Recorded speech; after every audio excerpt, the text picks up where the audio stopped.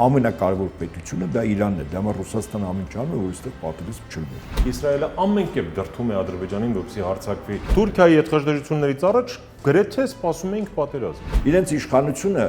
բավականին թույլ է, որոշում փաստաթուղթ չպետք է ստորագրվի։ Ինքն է որոշում, թե Չինաստան եւ Հնդկաստան ինչքան գազ ու նավթ կգնա։ Երկիր մոլորակի վրա կան երկու պետություն, որոնց միջուկային զինանոցը 5000 եւ ավել մարտագլխիկ է։ Պետք է կառուցվի Երուսաղեմում Սողոմոնի 3-րդ տաճար։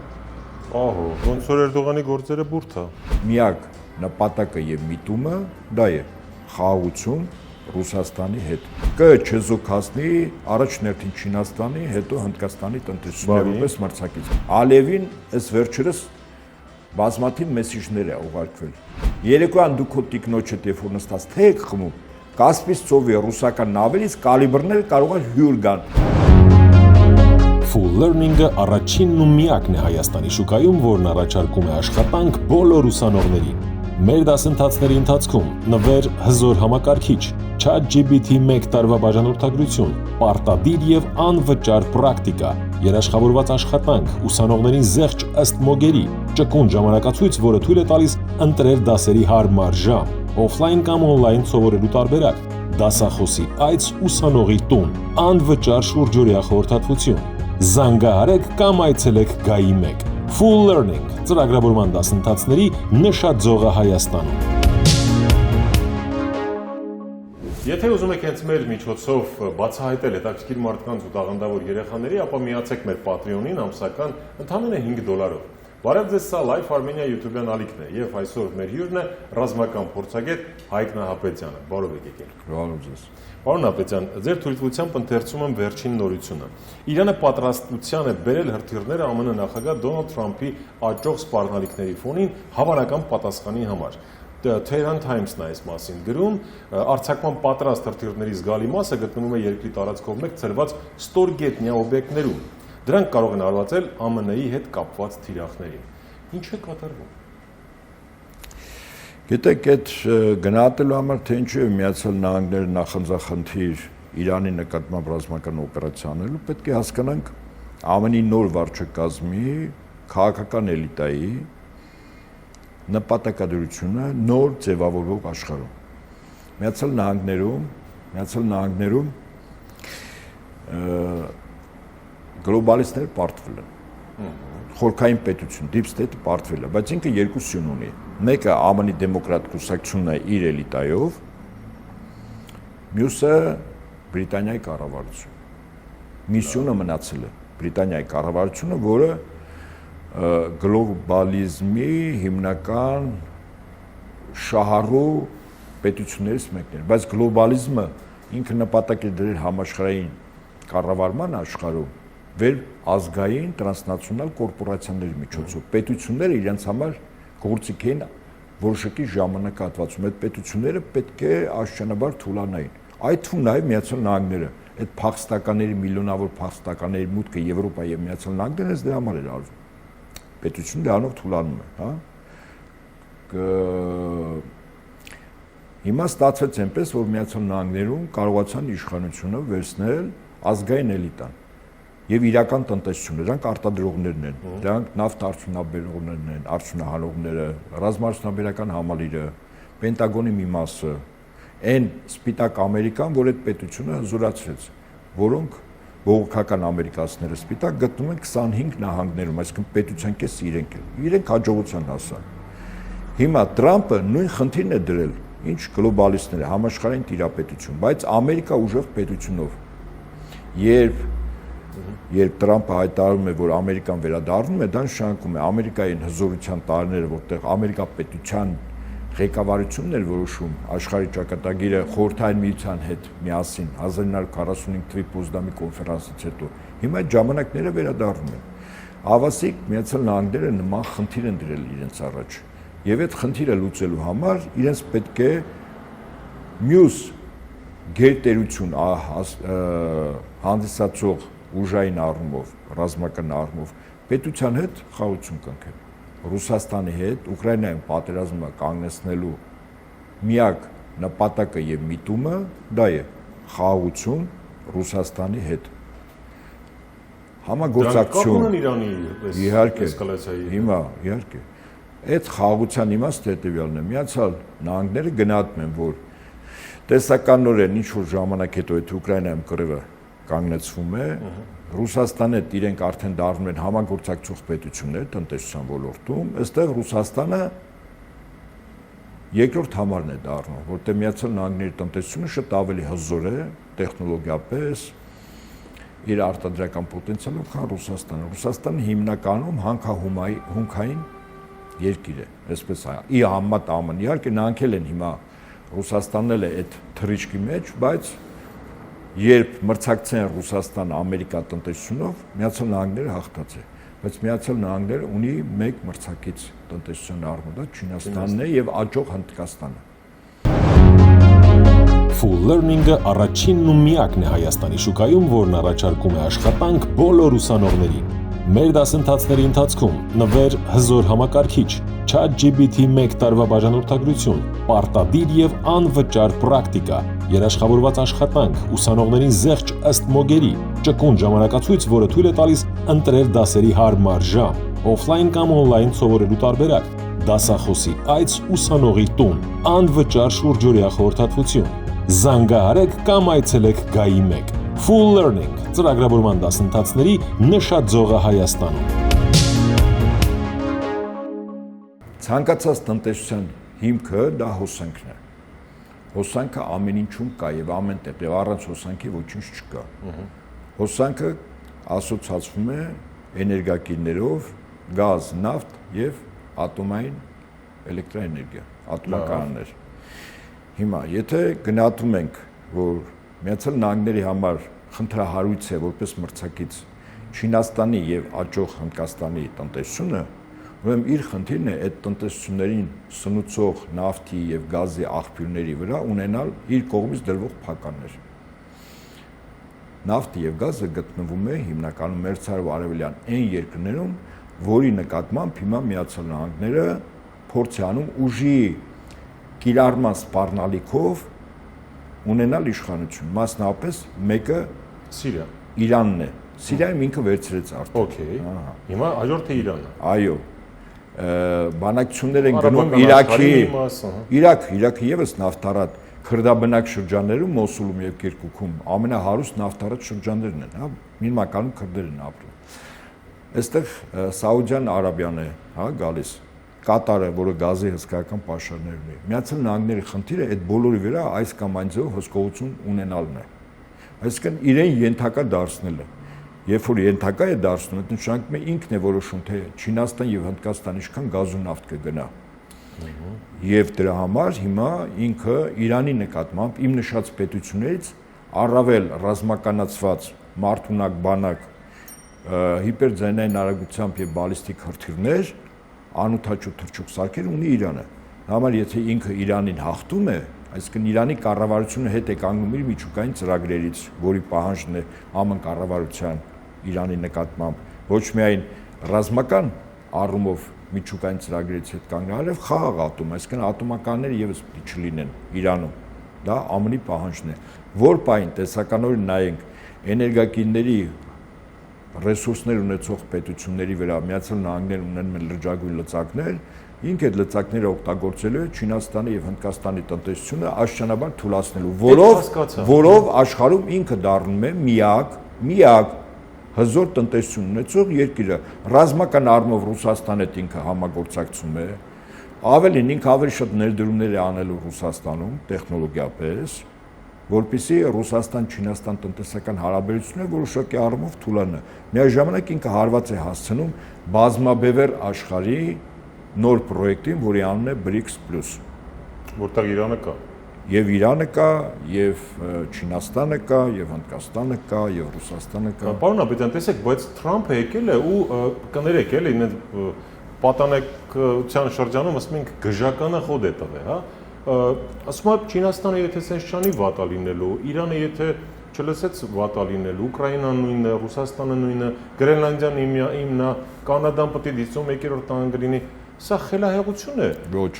Առաջին հարցը եւ երկրորդ Իրանի հետ պատկերացնում եք ուղիղ բախում, իդեպ երկու կողմերն էլ ու Իրանը հայտարարեց, որ ուղիղ չի գնալու բանակցելու բանի, էլի, ԱՄՆ-ի հետ։ Սա ներողություն, էլի, Ուկրաինա չի, Սիրիա չի, էլի։ Իրանի հետ պատերազմը դա իսկապես երրորդ համաշխարհայինն է բառի բոլոր իմաստներով։ Հիմա ոչ թե իրավունքի ուժն է վճռորոշ պետությունների հարաբերություններում, այլ ուժի իրավունք։ Եթե Միացյալ Նահանգների նախագահը ասում է Գրենլանդիան եւ Կանադան իմն են, սա պատական չի ասում։ Ինչու՞։ Որովհետեւ ապագայում, մոտ ապագայում Արկտիկան մի տարածք է, որտեղ նավթի, գազի եւ ուրանի ամենաշատ հանքերը կան։ Իսկ որ պետությունները Արկտիկայում ունեն միջազգային իրավունքով ամրագրված սահմաններ, թվարկում եմ ամենամեծը Ռուսաստանի Դաշնություն, Գրենլանդիա, հետո Կանադա, Նոր Միացյալ Նահանգներ եւ Նորվեգիա, մոտ 1%։ Հիմա երբ որ Տրամպը ասում է Գրենլանդիան եւ Կանադան, ինքը փորձում է Արկտիկայի վրա ունենալ լուրջ հսկողություն, այսինքն ինքը տեր կանգնի այդ ռեսուրսային բազային, սա պատական չի ասվում։ Ինքը մի անձնավորություն է, որը բավականին լուրջ կենսափորձ ունի բանակցություններ վարելու։ Ինքը խաղադրույքը հանում է ամենաբարձրը, որպեսզի ստանա նվազագույնի կրկնապատիվ։ Խաղացող է, էլի, բիզնեսմեն է, Հա, ինքը բիզնեսմեն է։ Եվ պետական հարաբերություններում ելնում է ուժի իրավունքից, որտեղ երկիր մոլորակի վրա կան երկու պետություն, որոնց միջուկային զինանոցը 5000 եւ ավել մարտագլխիկ է, այլ պետություն չկա։ Եվ դրա համար ինքը հաշվի է նստում այդ իրողության հետ, իսկ մյուս պետությունը, որի հետ ինքը հաշվի է նստում, այդ զինանոցը դա Ռուսաստանի Դաշնությունն է։ Ահա թե ինչու բանակցությունների սեղանի շուրջ ոչ Բրիտանիան կա, ոչ Չինաստանը, որոնք ուզում են լինել այդ բանակցությունների սեղանին որպես աշխարհի վերաբաժանվող աշխարհի ազդեցության տարածքները որոշող պետություններ, բայց ոչ Տրամպը, ոչ Պուտինը չեն թողում, թեև Ռուսաստանի համար պետք չի որ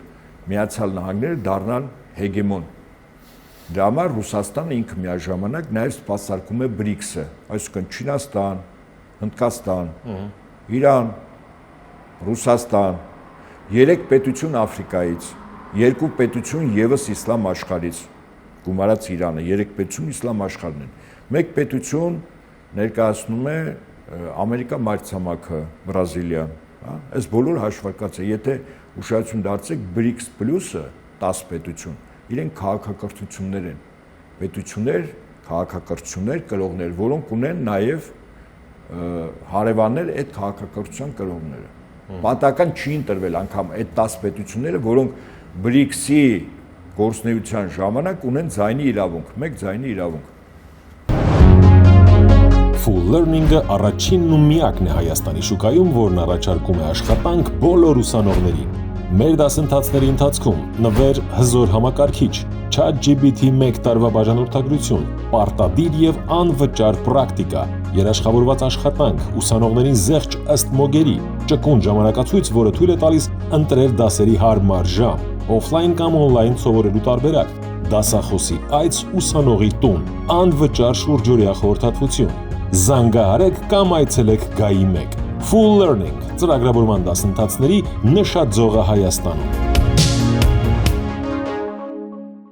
Պարոն Ապետյան, առաջարկում եմ ամեն դեպքում Իրանի շուրջ զարգացումներից խոսենք, Արկտիկան ինչ խոսք է, հետաքրքիր է գլոբալ կոնտեքստում, բայց նաև հեռահար իր մեջ ստրայք բան ունի, էլի, ճանապարհային քարտեզ։ Տեսեք, Իրանի պարագայում եւ ԱՄՆ-ն է սենց լարում իրավիճակը եւ վերջերս մի թեզ շրջանառվեց փորձագիտական շրջանակում, որ Իսրայելը ամեն կերպ դրթում է Ադրբեջանին, որպեսզի հարձակվի Իրանի Հայաստանի վրա ներողություն հեռահար թիրախում ունենալով Իրանը։ Այստեղ ինչ փորձագիտական վերլուծություն կանեք։ Գիտեք, Իրան նորից եմ կրկնում, եթե մի փոքր մտովի հետ գնանք մեծ շախմատային տախտակ Բժեժինսկի, որտեղ Եվրասիայի սիրտը հանձնանում են 3 պետություն։ Այդ պետություններին տիրել նշանակում է Եվրասիայի վրա գործնական ունենալ լուրջ ազդեցություն։ Դա Սիրիան է, Իրաքը եւ Իրանը։ Սա առաջին, երկրորդ։ Իրանը առավել ռազմականացված պետություն է եւ որը ունի շիա մահմեդական աշխարհում պրոքսի կառույցներ եւ պետություններ, այսինքն իր ազդեցությունը բավականին մեծ է, ներառյալ, ասենք Լիբանան, ներառյալ Եմեն, այո, ներառյալ Իրաք, Ներառյալ Ադրբեջան, իդեպ Ադրբեջան ինքը շիա մահմեդական պետություն է։ Եվ ըստ այդմ, եթե Իրանին Միացյալ Նահանգները կարողանում է ծնկի բերել, ասենք ինչ պահանջ է, երկու պահանջ է դրել միջուկային ծրագրից հետ կանգնել եւ Այաթոլլաների ինստիտուտը որպես կառավարման ինստիտուտ վերացնել։ Դրանով ինքը արդեն Իրանի տիրելու է։ Այսինքն Տրամպը շատ պրագմատիկ, ընդ որում ինքը հրաշալի նաև աշխարհաքաղաքականություն գիտի, այնպես չի։ Դուք իր էմոցիոնալ այդպես մի փոքր պոպուլիստական կեցվածքը մի կողմ դրեք։ Ինքը հրաշալի եւ բանակցող է եւ գիտի որտեղ է ուժեղ իր կողմը, որտեղ է դիմացինի ուժեղ եւ թույլ կողմերը։ Եվ ըստ այդմ նորից եմ կրկնում գազի, նավթի, մեր ցարավարևլյան ռեսուրսներին տիրելու խնդիր ունի, որով չեզոքացնի առաջ ներքին Չինաստանի, հետո Հնդկաստանի տնտեսությունը որպես մրցակից, բայց կա երկրորդ մոտիվացիան, որի վերաբերյալ իդեպ վերջերս հրապարակը բարձրացնեց Պենտագոնի ղեկավարի պաշտպանության նախարարը, ասելով, որ պետք է կառուցվի Երուսաղեմում Սողոմոնի 3-րդ տաճարը։ Ահա։ Ես սրա մասին վաղուց եմ ասել, որ գլոբալիստները եւս նման պրոյեկտ ունեին։ Ինչու, որտեվ եթե փրկիչը գալիս, իսկ փրկիչը համաշխարհային կառավարության ղեկավարն է։ Փրկիչն էլ Թրամփն է։ Հիմա Տրամփին կհասնենք։ Տրամփը գլոբալիստները չի ներկայացնում։ Գլոբալիստները պրոյեկտ ունեին։ Եվ այդ պրոյեկտում, եթե փրկիչը գալիս է, Աշախը, ինքը պետք է նստի Երուսաղեմում Սողոմոնի վերակառուցվող արդեն 3-րդ անգամ տաճարը։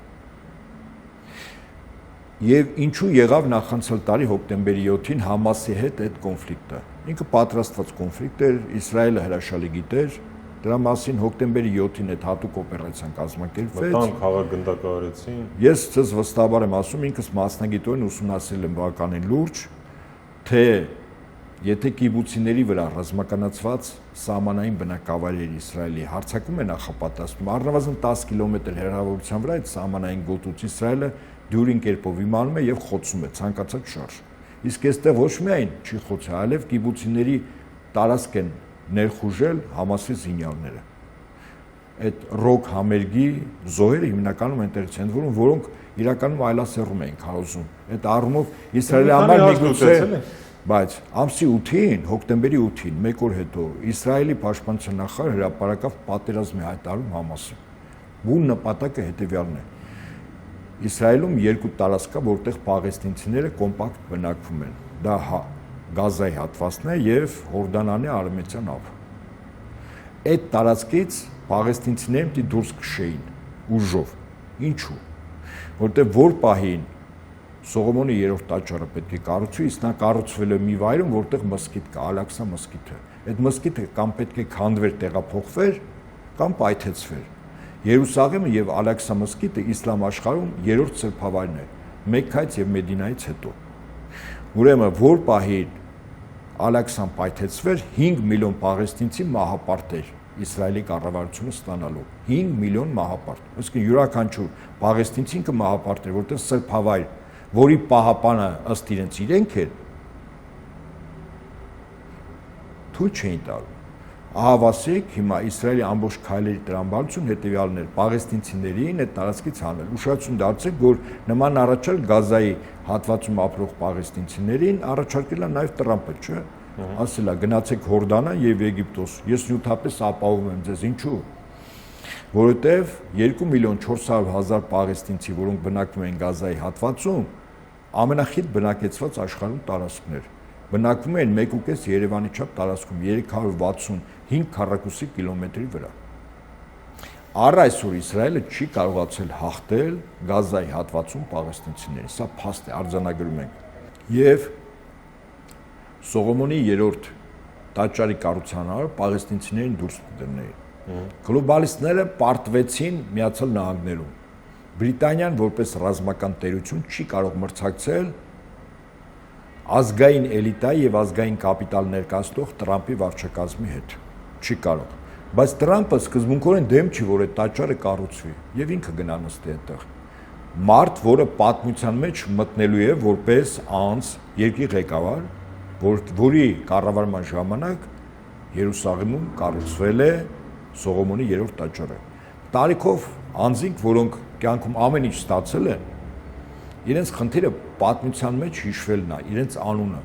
Իսկ մեծ գործերը ապահովում են երկար ժամանակով հիշվել։ Պատկերացրեք, եթե Սողոմոնի 3-րդ տաճարը կառուցվում Երուսաղեմում։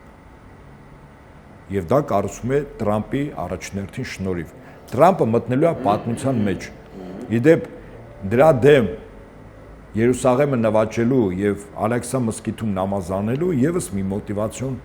անձ կա, որը բավական ուժեղ պետության ղեկավար է։ Նա էլ տրամագծորեն հակառակն է ասում։ Երուսաղեմը իսլամ աշխարհում գրավել է միայն մեկ անձ՝ Սալադինը, ազգությամբ քուրդ։ Սալադինը իր իրական անունը չի այդ անձի, որ նշանակում է հավատի պաշտպան, թարգմանաբար։ Եվ Էրդողանը եւս ունի հավակնություն Երուսաղեմը նվաճելու, Ալեքսան մզկիթը պաշտպանելու եւ այնտեղ նամազ անելու եւ կրկնելու նույն արարքը, ինչ որ ժամանակին արել է Սալադինը։ Բայց ոնց որ Էրդողանի գործերը բուրդ է։ Բուրդը չգիտեմ, այո, այդքան էլ հաջող չի։ Հասկանալի է։ Եվ հիմա, երբ որ այս ամեն ինչ նայում ենք, ես տալիս եմ Տրամպի մոտիվացիան եւ որի վերաբերյալ իդեպ իր զարմանը շատերի բարձրաձայնեց իր պաշտպանության նախարարը։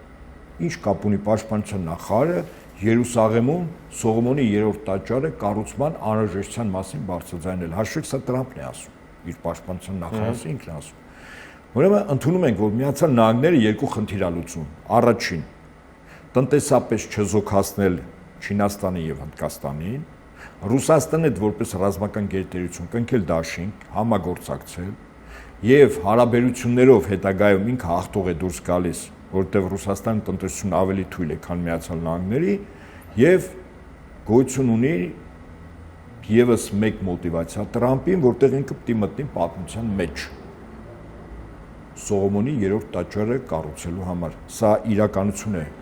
Երևույթ միգուցե զավեշտի հարթությունից է, բայց սա իրականություն է։ Հիմա այս ամեն ինչը ինչ կապ ունի մեզ հետ։ Իրանի եւ Ադրբեջանի հնարավոր հարձակման մեր վրա թիրախում ունենալով Իրանը։ Եթե Իրանի դեմ ռազմական գործողություն է պատրաստվում, իսկ դրա երկու շահառու ունի, առաջին հերթին Իսրայելը, որտեղ այնուամենայնիվ եւ պաղեստինցիները եւ Լիբանանի Հեզբոլլա եւ հուսիտները դրանք Իրանի պրոքսի կառույցներ ու պետություններ են։ Հաղթում ես Իրանին, այդ պրոքսի կառույցները ամբողջովին չեզոքանում են եւ դյուրին կերպով կարող ես կառուցել Սողոմոնի 3-րդ տաճարը գումարած մեծ Իսրայել, մեծ տարածքներով։ Հիմա Իրանին հաղթելու համար պետք է օդային հարձակում գործնականում մոտ 300-500 ինքնաթիռ միաժամանակ աշխատի։ Եվ հրթիռներ, որոնք պիտի հրթիռակոծեն Իրանի տարածքը։ Բայց սա ցամաքային օպերացիայի նախերգանքն է։ Իրականում Իրանի տարածքի վրա, եթե էիմ նշած թվով ինքնաթիռներ աշխատեն, ասենք պետություններից որոշակի եւ ավիակիրներից։ Իդեպ հիմա Կարմիր ծովում երկու ավիակիր կա, 100 միավոր օդուժով հիմնականում ինքնաթիռներ, փոքր թվականակով ինքնաթիռներ, որոնք ուղղաթիռներ, որոնք պատրաստում են Իրանի դեմ հարձակման։ Ամերիկյան։ Այո, ամերիկյան։ Այո, ամերիկյան։ Մեկը կար Տրումեն անունով, հիմա երկրորդն է այնտեղ, երկու ավիակիր է։ Եվ ուշադրություն դարձրեք, որ Իրանի դեմ օդային հարձակումից հետո ցամաքային օպերացիա պետք է լինի, իսկ այդ ցամաքային օպերացիան տարբեր ռազմական փորձագետների գնահատականներով եւ լուրջ մասնագետների առնվազն Իրանի դեմ պետք է աշխատի 1.2 միլիոնից 1.5 միլիոն զորք։ Այդ զորքը պետք է հարձակվի Իրանի վրա մի քանի պետություններից, իսկ առաջին պետությունը, որ առավել պատրաստ է դրան, ենթակառույցներով, դա Ադրբեջանն է։ Հիմա զորքի մի մասը ենթադրենք մի քանի 100,000 ահաբեկիչ դեպի Ադրբեջան որտեղից պետք է բերվեն։ Դրանք բերվելու են Լիբիայից, Սիրիայից, Իրաքից, Թուրքիայից եւ Թուրքիայով պետք է մտնեն Նախիջևան, Նախիջևանից պետք է տեղափոխվեն Ադրբեջան, ում տարածքով Հայաստանի։ Ահա ձեզ ասել այսպես կոչված Զանգեզուրի միջանցքի հանելուկը, թե ինչ կարևոր նշանակություն ունի Իրանի դեմ ռազմական գործողության ժամանակ այդ զորքի տեղափոխումը դեպի Ադրբեջան, որի մասին իդեպ Ռուսաստանը հրաշալի գիտեր, դա համար 2020 թվականի նոյեմբերի 9-ի փաստաթղթում 9-րդ կետում նշված էր, որ այդ ճանապարհին այդտեղ միջանցք չկա, բայց անգամ ճանապարհի հսկողությանը պետք է մասնակցի նաև Ռուսաստանի Դաշնության սահմանապահ զորքերը, որպեսզի թույլ չտրվի, որ հիմա Ռուսաստանն Իրանի հետ կնքել է համապարփակ ռազմավարական գործընկերության պայմանագիր։ Այս տարի հունվարի 17-ին, որը լրջագույն պայմանագիր է, ինչու՞։ Ռուսաստանը փորձել է ամեն ինչ անել, որ Իրանի դեմ ռազմական գործողություններ չսկսեն։ Ինչու՞։ Որտեղ Ռուսաստանի տնտեսությունը զարգանալու է առաջին հերթին հյուսիս-հարավ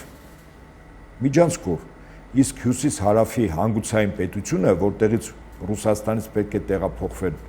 եւ էներգակիրները, եւ բեռները, եւ մարդիկ, հանգուցային պետությունը դա Իրանն է։ Իրանից է այնուհետև տեղափոխվելու Հնդկաստան, Արևելք, Արաբական աշխարհ, Պարսից ծոցի երկրներ եւ Աֆրիկա։ Եվ ընդ որում այդ միջանցքը 4 անգամ ժամանակի առումով շահում է Ռուսաստանը, որտեղ իր բեռները Հնդկաստան տեղափոխելու համար Սուեզի ջրանցքով էր գնում, Բոսֆոր դարդանել եւ այդպես շարունակ վճարներով եւ ավելի երկար ժամանակով։ Հիմա հյուսիս-հարավը իր համար թռիչքային տնտեսության մեջ թռիչք ապահովող միջանցք է եւ դրա համար ամենակարևոր պետությունը դա Իրանն է, դա համար Ռուսաստանը ամեն ինչ անում է, որ այստեղ պատերազմ չլինի։ Full Learning-ը առաջինն ու միակն է Հայաստանի շուկայում, որն առաջարկում է աշխատանք բոլոր ուսանողներին։ Մեր դասընթացների ընթացքում նվեր հզոր համակարգիչ, ChatGPT 1 տարվա բաժանորդագրություն, պարտադիր եւ անվճար պրակտիկա, երաշխավորված աշխատանք, ուսանողներին զեղչ ըստ մոգերի, ճկուն ժամանակացույց, որը թույլ է տալիս ընտրել դասերի հարմար ժամ, օֆլայն կամ օնլայն սովորելու տարբերակ, դասախոսի այց ուսանողի տուն, անվճար շուրջօրյա խորհրդատվություն։ Զանգահարեք կամ այցելեք Գայի 1։ Full Learning ծրագրավորման դասընթացների նշաձողը Հայաստանում։ Հիմա այդքան զորք բավ ոնց են բերելու, դա 10,000 չի, 20,000 չի, հա, լեռներով, բաներով։ Ճիշտ, ճանապարհներով իշ լեռներ։ Դե բա Իրանն էլ քնած չի, կներեք, Իրանը։ Իրանը ուրեմն Ավելին 3 հայտարարվել է, 3 հայտարարվել է Իրանի ղեկավարությունը, այդ թվում նաև օդատիեզերային ուժերի հրամանատարությունը հրթիռային զորքերը, որ իրենք հարվածելու են, որ պահին Իրանի նկատմամբ ամերիկյան օդուժ աշխատեց եւ հրթիռները իրենք հարվածել են ամերիկյան բազաներին, բոլորը, որտեղ որ գտնում է մերձավոր արևելքում, եւ իրենց հրթիռները հասանել են, բայց այդ ամեն ինչ հաշվի առնելով կարծում եմ Միացյալ Նահանգները որոշում է կայացրել, որ Հնդկական օվկիանոսում կա մի կղզի, անգլո-ամերիկյան կղզի է, երկու սեփականատեր կա։ Այդ կղզուց դեպի Իրան հեռավորությունը 4500 կիլոմետր է։ Իրենք այդ կղզուց են աշխատեցնելու։ Հիմա 3 հայտարարվեց Իրանի որոշ պաշտոնատար անձինք, որ իրենց հրթիռները հասանել են նաև դեպի այդ կղզին։ Եթե մինչև Իրանի հրթիռները 2,500 կիլոմետր էին, դա փորձարկված աշխատող էր, հիմա իրենք ասում են մենք այդ 4,500 կիլոմետր հեռավորությունը եւս կարող ենք խոցել։ Եթե դա անել ավելացնենք, որ Իրան ունի հիպերձայնային արագությամբ հրթիռներ, որը անցյալ տարի հոկտեմբերի 1-ին Իսրայելի նկատմամբ կիրառեց եւ Իսրայելի հակաօդային պաշտպանության երկաթյա գմբեթը չկարողացավ որևիցե հրթիռ որսալ, որտեղ հիպերձայնային արագությամբ հրթիռներ որսալու համար չի այդ հակաօդային պաշտպանության համակարգը, ավելի դանդաղ թռչող, հա, հրթիռների համար։ Հիմա Իրանը ունի առավելություն եւ ասում է, եթե ինձ հարվածեցիք, ես ընդ որում պատկերացրեք այդ հիպերձայնային արագությամբ հրթիռները հարվածեն Իսրայելում, ասենք մոտ մինչև 7-8 միջուկային հետազոտությունների, միջուկային զենքի արտադրության եւ պահեստներ ապահովող տարածքներ կան։ Այդ բոլորին եթե հարվածեն, այդ հրթիռներով ինչա լինելու, Իսրայել պետությունը այլևս չի լինի ընդհանրապես։ Պարոն Աբեջան, այսինքն ստացվում է, որ հիմնական վտանգ Իրանին կարող է սպառնալ Ա. Ադրբեջանի օկուպացված Արցախից, Բ. Սյունիքից եւ Գ. Հնդկական օվկիանոսից։ Այդ կղզուց ամենառեալ հայ այդ կղզուց։ Ցամաքային, այնտեղից գնալու է օդային հարձակում հրթիռներ։ Ադրբեջանը Արաքսի հովիտը Կուբատի Զանգելան Ջեբրայել, որը Արցախի ինքնապաշտպանական ուժերի հսկողության ներքո էր, չէ՞, մինչև 44 օրեն եւ 42 կիլոմետր Մեղրի ագարակ, այդ հատվածը, որ Իրանից սահման է։ Այդ տարածքից ցամաքային օպերացիա, ցամաքային զորքերը, հա, կարող են մտնել, բայց ոչ միայն այդ տարածքից։ Իրանին կարող են նաև ներսից պայթեցնել։ Հաշվեք, որ Իրանը ինքը բազմազգ պետություն է։ Ճիշտ է, իրենց մոտ չկան ազգային փոքրամասնություններ, կրոնականով է նայվում, բայց բելուջներն են խիստ ակտիվ, Բելուջստան ստեղծելու, այո, փուշտունները, որոնք Աֆղանստանում ունեն իշխանություն։ Պակիստան կա եւ միջուկային տերություն, որը կարող է այս առումով նաև Իրանի դեմ աշխատել։ Այսինքն Իրանին 4 կողմից հարվածելու ժամանակ Իրանը իր համար մի տարածք, որտեղ ՆԱՏՕ-ի զորքերը կամ ՆԱՏՕ-ի հետ համագործակցող պետությունները որ չկար, դա մինչև 2020-ի նոյեմբերի 9-ը դա Հայաստանն էր Արցախի հետ 144 կիլոմետր տարածք կար իր համար կյանքի ճանապարհ, այնպես ինչպես առաջին պատերազմում, չէ՞ նաև երկրորդում Իրանն էր մեր համար կյանքի ճանապարհ։ Եվ ինքը ցույց տվեց, որ հավատարիմ դաշնակից է, մեզ ամեն կերպ օգնել առանց փակագծերը եւ բացելու մանրամասներ ասելու, սա իրականությունն է։ Հիմա տեսեք, ինչ է ստացվում, որն է Հայաստանի անելիքը եւ նաեւ կա այսպիսի թեզ, որ այս Ռուսաստանը մայիսի 9-ին մի հատ պարադը կանի Ուկրաինայի հարցերը կլուծի ու կանցնի արդեն այս հարավկովկասյան իրենց խելոք չպահող պետությունների ղեկավարին առաջին հերթին Հայաստանի, որտեղ Հայաստանի գործող ղեկավարը մի անգամ չի որ այդպես ձեռնոցան էտել, հա, հեղափոխական հյուսիսային ղեկավարն է Ռուսաստանի։ Հիմա հնարավոր է դա, որ Ռուսաստանը, չգիտեմ, դիժ տեխնացուն առաջադրի, ընտրություններ, հեղափոխություն, Հայաստանում փոխի իշխանություն եւ երկրորդ արդյոք իրատեսական է կամ ինչ անելիք, ինչ պետք է անի այս ձեր ասած վերլուծության համատեքստում Հայաստանը։ Ես կարծում եմ, որ Հայաստանը այդ արվող Ռուսաստանի համար խնդիր չի։ Ինքը փորձելու է իր լծակները օգտագործել այն պետությունների վրա, որոնք փորձելու են պատերազմ սանձազերծել։ Առաջին Ադրբեջան։ Դե հա բայց այնտեղ 80-ամյա Հայդարովիչի արձանն է դնում։ Ալիևը թքում մերում է Վլադիմիր Վլադիմիրովիչին, կներեք։ Եկեք մենք հիմա զգացմունքային հարթությունով փորձում ենք գնահատել աշխարհաքաղաքական իրողությունները։ Ինչ կա դա ենք ասում, հանրային տրամադրություններ։ Ուրեմն դա ոչ թե առաջին հերթին Իլհամի հայրն է, այլ դա անձ է, իդեպ, որը պատասխանատու եղել Խորհրդային Միության կառավարման տարիներին ԲԱՄ-ի համար։ ԲԱՄ-ը ստրատեգիական կառույց է։ Բանը փախել է բանակից գործը։ Լավ, հիմա լուրջ ենք խոսում։ Ալիևը Խորհրդային Միությունում բական լուրջ կշիռ հայր Ալիևը։ Այդ Արցանի օրինակ եք բերում, ես ասում եմ, այդ մարդուն չեն գնահատում, որ ինքը Իլհամի հայրն է, դրա համար են Արցան դնում։ Գնահատում են, որտեվ այդ մարդը եղել է ղեկավար, որի ժամանակ կառուցվել է ԲԱՄ։ ԲԱՄ-ի կուրատորն է եղել քաղբյուրոյից նշանակված, դա բական լուրջ մարդուն արժեք իմացող եւ պաշտոն ստացող մարդ է եղել եւ կառավարիչ է եղել։ Մենք լուրջ ենք դրա, անկախ դրանից մենք ոնց ենք վերաբերում ադրբեջանցիներին կամ Ալիևների կլանը։ Դա երկրորդականը։ Հիմա ինք ունի լծակներ։ Ես առաջին լծակը իդեպ Ալիևին այս վերջերս բազմաթիվ մեսիջներ է ուղարկվել։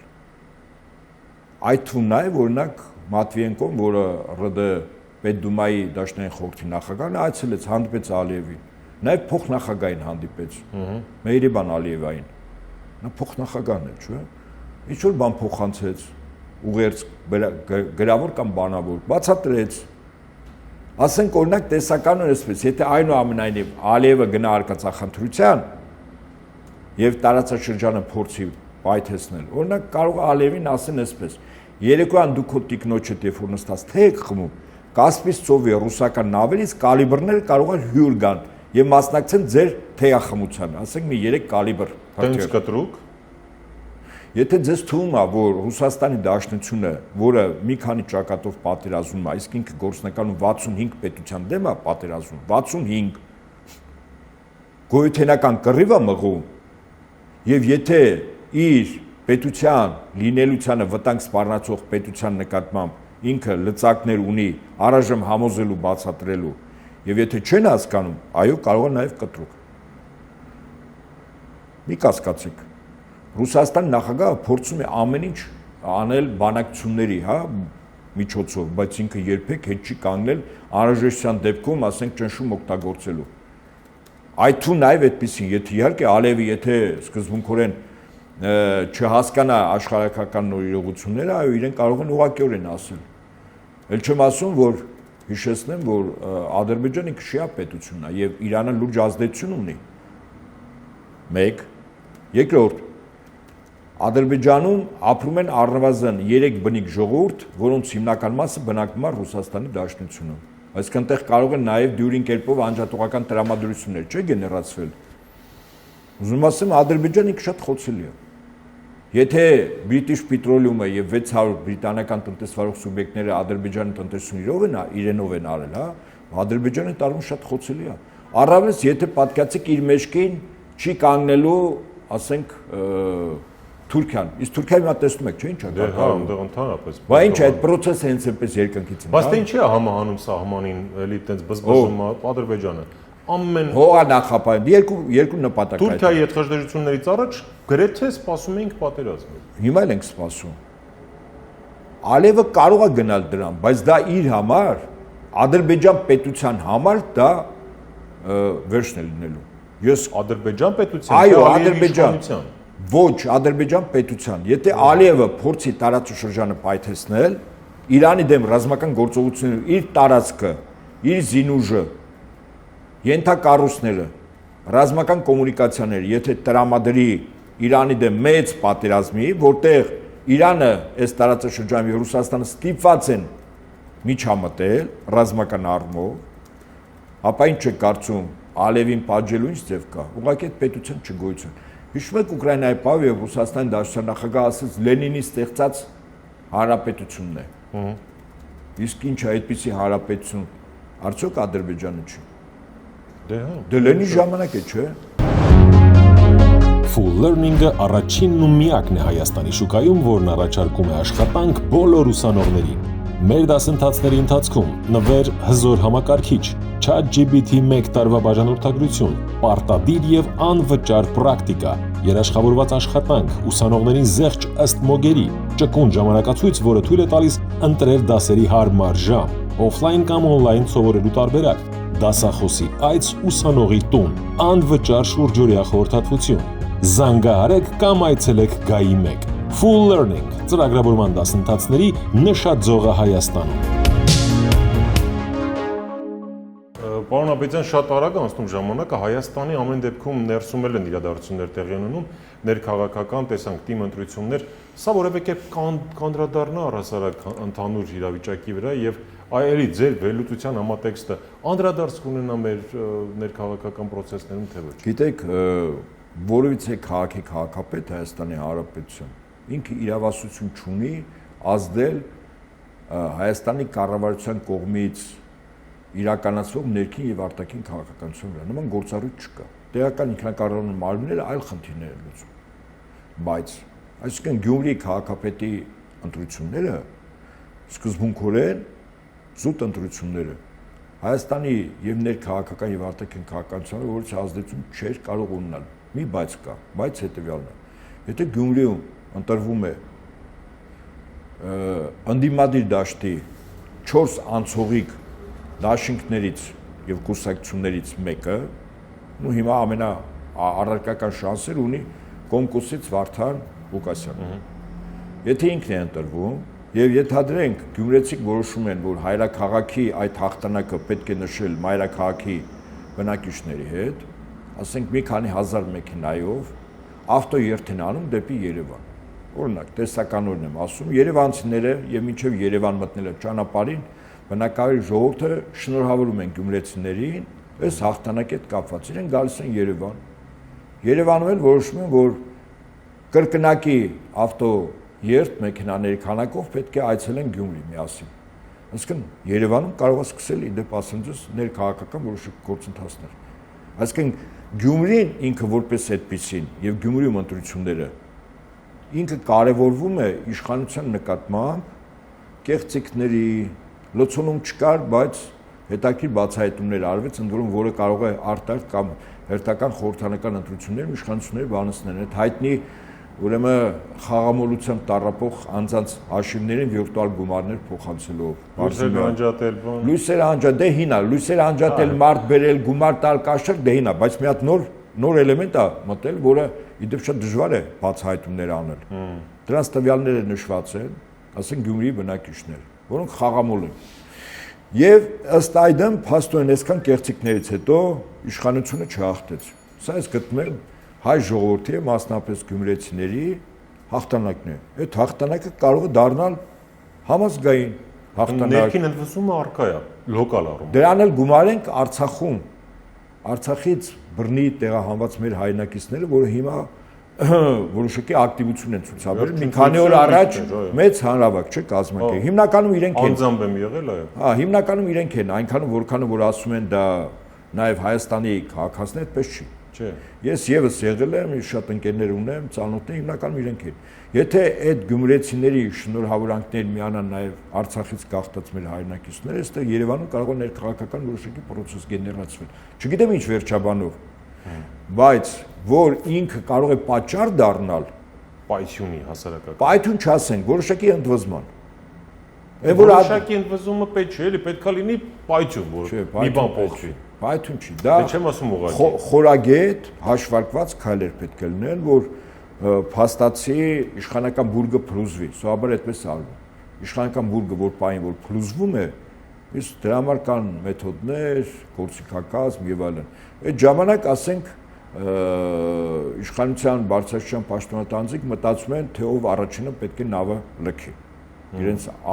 ավելորդ անգամ իրենց չանվանարկեմ համապատասխան հայտնի ասացվածքով նավը ովքեր են առաջինները, հա, լքում։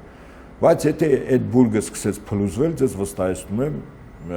իրենց իշխանությունը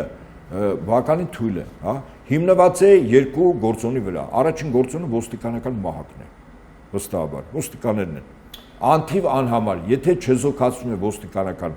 մահակը, հա, գաղափարական առումով ինքը ոչինչ չունի, նույն Փաշինյանը, նույն Խախպան չկա, գաղափարախոսություն չկա, այն հեքիաթները, որ ինքնիշխանություն, իրական Հայաստան, այդ հեքիաթներ են։ Դե ոստիկանությունն էլ երբ է ասում, դե չենք կարող այս հրամանը կատարենք, երբ որ դիմացը մեծ ընդվզող հալիք կա։ Չէ, օրինակ կարող է ոստիկանապետի հետ մի խելացի մարդ նստի ու երկար բացատրի, հետո պարզվի հեքիաթների եք հավատում։ Չէ, դա ինչու է հեքիաթ։ Այսօրվա ոստիկանապետի ուշադրություն դարձեք իմ հետևյալ զուգահեռին։ Այսօրվա ոստիկանապետի։ Այո, ուշադրություն դարձրեք եւ մեզ լսողները թող։ Սա ես օդից չեմ ասում։ 2014 թվականին Կիևում, երբ Արևմուտքը պատրաստում էր գունավոր հեղափոխության գործիքակազմով եւ մեթոդաբանությամբ իշխանապողություն, այդ ոստիկանապետերի հետ, որոնք ուժ չէին կիրառում, այդ թվում նաեւ Բերկուտը, որը իր ներքին զորքերն էր, ինչու ուժ չէին կիրառում։ Որտեւ այդպիսի հրաման կար։ Իսկ հրաման տվողների հետ արդեն իսկ նրանք ովքեր որ պատրաստում էին երկու իշխանապողություն արդեն խոսել էին։ Մի ուրիշ զուգահեռ բերեմ, երբ Իրաքի վրա Միացյալ Նահանգները եւ կոալիցիոն ուժերը Սադամի Իրաքի վրա հարձակում եղավ, մի քանի 100 գեներալներից մի քանի տասնյակը Սադամին հավատարիմ մնացին, մյուսները իրենց պարտականությունները, որի պաշտոնը պետք է կատարեն, չկատարեցին։ Այ որ Մատվիենկոն գա ու մի երկու բառ ասի, կարող է այտենց թեթև երկու միկրոինսուլտ։ Պետք չի գալ եւ պետք չի ասել։ Можно Ուրեմն ձևերն ու մեթոդները կան։ Ես երկու օրինակ եմ չի ասում, ուրեմն ձեռնտու է Ռուսաստանը։ Չէ, այդ դուք եք ձեր պատուհանից գնահատում, ինչ ասում, նորից եմ ասում, Ռուսաստանի համար այստեղ խնդիրը պատերազմ չլինելն է։ Պատերազմ չլինելու համար պետք չի Հայաստանում իշխանապողություն։ Իրեն պետք է նրանք ովքեր որ պատերազմի սկսման համար կարող են դետոնատոր դառնալ, դրանց դեմ առնելն է պետք։ Մեկը Ադրբեջանն է, էլի սա։ Մեկը Ադրբեջանն է։ Հիմա Ադրբեջանի հետ գնում են չէ բանակցություններ։ Զանգեր եղան, Ալև հետ խոսեցին։ Ալև հիմա ոնց որ այդ հակառուսական կտրուկ հռետորաբանությունից մի փոքր հետ քայլ արել։ Իսկ դուք մտածեք Ռուսաստանում ադրբեջանական համայնքը եւ բավականին մեծ հարուստ եւ մեծ քանակով ադրբեջանցիներ, ասենք, կարող է մեկ օրվա ընթացքում խնդրեմ ունենալ։ Իդեպ հիշում եք նրանց Ռուսաստանի Դաշնությունում մնալու ժամկետը երկու անգամ կրճատվեց, չէ՞, 180 օրեր դարձրեցին 90։ Այդ ինքնաթիռի հայտնի դեպքից հետո։ Իսկ սա ընդհանրապես ոչ թե լծակ է խեղճացնելու, սա միջոց է զգուշացնելու։ Իսկ լծակներ, որ Ռուսաստանը ունի, այդ թվում նաև Ադրբեջանում բավականին մեծահարուստ եւ ազդեցիկ ադրբեջանցիներ, որոնցից իդեպ կան նաև Ռուսաստան Դաշնության նախագահի մոտ շրջապատում։ Դրանք լուրջ լծակներ ունեցող մարդիկ են։ Այնպես որ լծակներ շատ ունի Ռուսաստանը, բայց ինքը չի ուզում գործը հասնի այնտեղ, որ նորից եմ կրկնում, Կասպից ծովի ռուսական ռազմական նավերից կալիբր հրթիռները երեկոյան մասնակցեն Ալիևների ընտանիքի թեյախմությանը։ Հասկացա։ Եվ վերջին հարցը շատ կարճ։ Այս խաղաղության պայմանագիր բան կստորագրվի, թե մենք հենց պետք է շարունակենք մուրալ։ Ես պատասխանեմ ձեր հարցին։ Մեզ համար շահեկան առաջարկով, որը ցավոք սրտի այդպես էլ կյանքի չկոչվեց։ Քանի դեռ 4 երրակողմ հայտարարություններով նշված կետերը կյանքի չեն կոչվել, իսկ այդ 4 երրակողում չկա Ալիևի վերջին բոլոր պահանջները, չկան։ Քանի դեռ չեն կոչվել համապարփակ, ոչ մի փաստաթուղթ չպետք է ստորագրվի։ Դա ես այսօր կրկնում եմ մի անձի արտահայտած միտք, որը Ռուսաստանի քաղաքական վերնախավ ունի բավականին ծանրակշիռ ուրեմն դիրք։ Դա Ռուսաստանի Դաշնության արտաքին գործերի նախարար Սերգեյ Լավրովն է ասել։ Քանի դեռ այդ կետերը կյանքի չեն կոչվել, ոչ մի փաստաթուղթ պետք չի ստորագրել։ Բայց սա ինչ է ստեվոտ ու ձեռնարկել։ Դա իրեն հարցրեք։ Սա ինչա ձեռնարկել են։ Հարցնեմ պարոն Ապետյան, շնորհակալություն հարցերին պատասխանելու համար։ Բարեկամներ, սա Life Armenia YouTube-յան ալիքն էր։ Մեզ հյուրընկալվել էր ռազմական փորձագետ Հայկ Նահապետյանն է, շնորհակալություն նաև ձեզ հարցազրույցը դիտելու եւ մեր ալիքին բաժանորդագրվելու համար։